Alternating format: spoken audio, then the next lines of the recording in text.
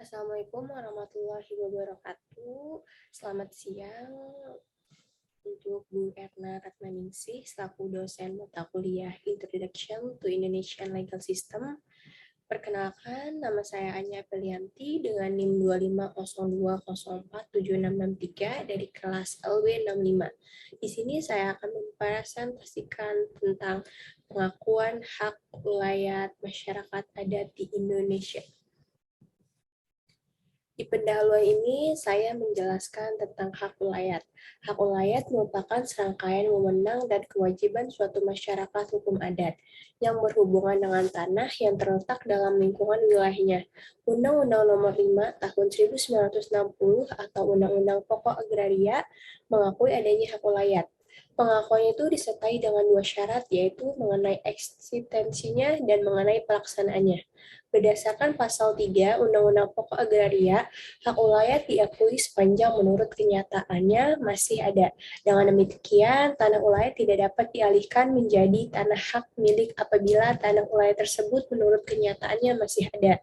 Misalnya dibuktikan dengan adanya masyarakat hukum adat bersangkutan atau kepala adat bersangkutan. Maka sebaliknya, tanah ulayat dapat dialihkan menjadi tanah hak milik apabila tanah ulayat tersebut menurut kenyataannya tidak ada atau statusnya sudah berubah menjadi bekas tanah ulayat. Di sini terdapat rumusan masalah di mana saya membahas dua masalah. Yang pertama, bagaimana bentuk pengakuan terhadap hak ulayat masyarakat adat di Indonesia. Yang kedua, bagaimana regulasi menangani hak ulayat masyarakat adat di Indonesia. Pembahasan pertama yaitu bagaimana bentuk pengakuan terhadap hak ulayat masyarakat adat Indonesia. Undang-Undang Pokok Agraria sendiri tidak memberikan penjelasan tentang hak ulayat, kecuali menyebutkan bahwa yang dimaksud dengan hak ulayat adalah basic thing rights dalam perpustakaan hukum adat.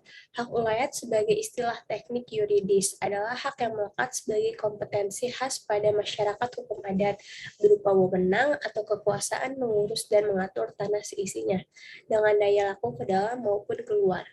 Dengan demikian, hak ulayat menunjukkan hubungan hukum antara masyarakat hukum dan tanah atau wilayah tertentu.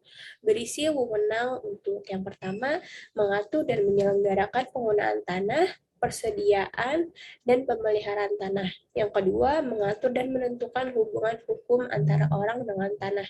Yang ketiga, mengatur dan menetapkan hubungan hukum antara orang-orang dan perbuatan-perbuatan hukum yang berkenaan dengan tanah. Isi wewenang hak ulayat tersebut menyatakan bahwa hubungan antara masyarakat hukum adat dengan tanah atau wilayahnya adalah hubungan menguasai, bukan hubungan milik sebagaimana halnya dalam konsep hubungan antara negara dengan tanah menurut pasal 33 ayat 3 Undang-Undang Dasar 1945.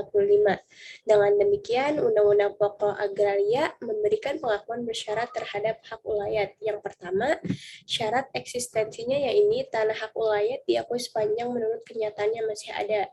Artinya, di daerah yang semula ada tanah hak ulayat, namun dalam perkembangan selanjutnya hak milik perorangan menjadi sehingga menyebabkan hilangnya tanah hak ulayat.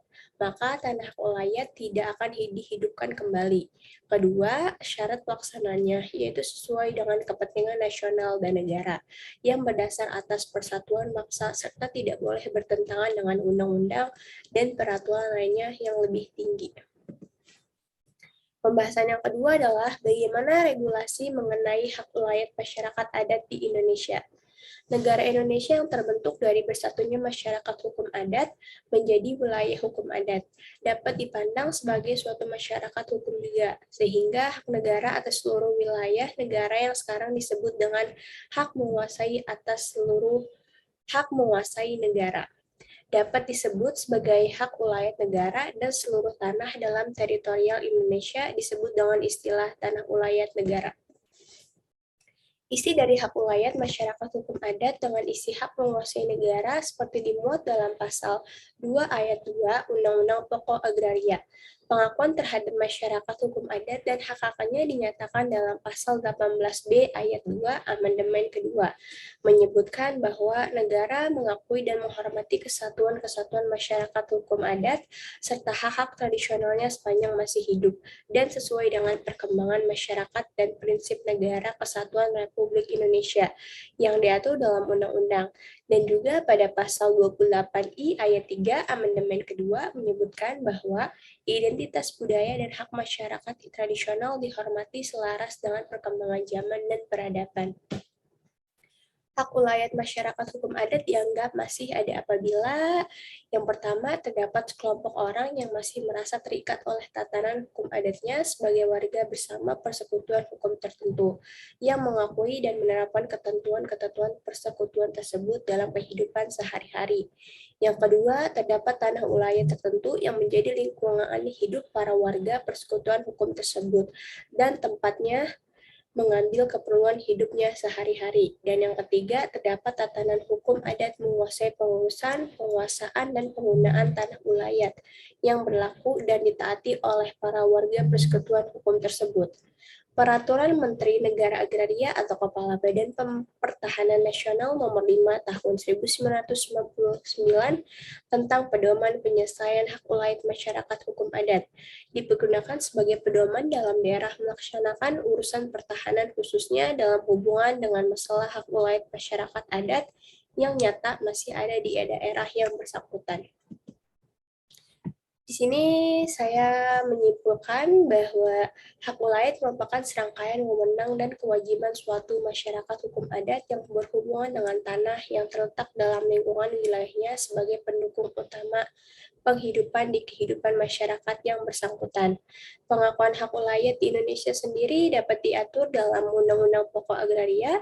Pengakuan hak ulayat juga terdapat pada pasal 18B ayat 2 Undang-Undang Dasar 1945.